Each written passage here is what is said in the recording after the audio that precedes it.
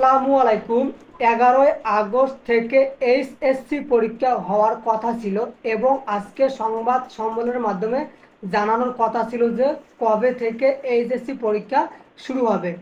তবে দুঃসংবাদ, আজকে সংবাদ সম্মেলন করার পর জানানো হয়েছে শিক্ষা অধিদপ্তর থেকে এইচএসসি পরীক্ষা আপাতত হচ্ছে না।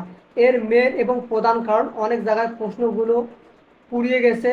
দ্বিতীয়ত হলো বর্তমান যে রাজনৈতিক অবস্থা এবং আমাদের পরিবেশ পারিপার্শ্বিক অবস্থা অনেকটাই খারাপ। এই কারণে আপাতত এইচএসসি পরীক্ষা স্থগিত ঘোষণা করা হলো।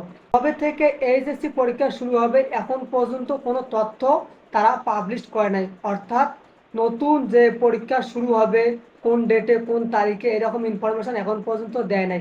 তবে আপনারা যদি আমার এই চ্যানেলটি সাবস্ক্রাইব করে রাখেন তাহলে কিন্তু খুব সহজে পরবর্তীতে জানতে পারবেন যে কবে থেকে এইচএসসি পরীক্ষা শুরু হবে। অর্থাৎ যখন এইচএসসি পরীক্ষার রুটিন পাবলিশ করবে, সংবাদ সম্মেলন করে জানানো হবে, তখন কিন্তু আমি আমার চ্যানেলে এই জিনিসটা পাবলিশ করব কবে থেকে এইচএসসি পরীক্ষা শুরু হবে এবং কোন ডেটে কোন পরীক্ষাগুলো শুরু হবে।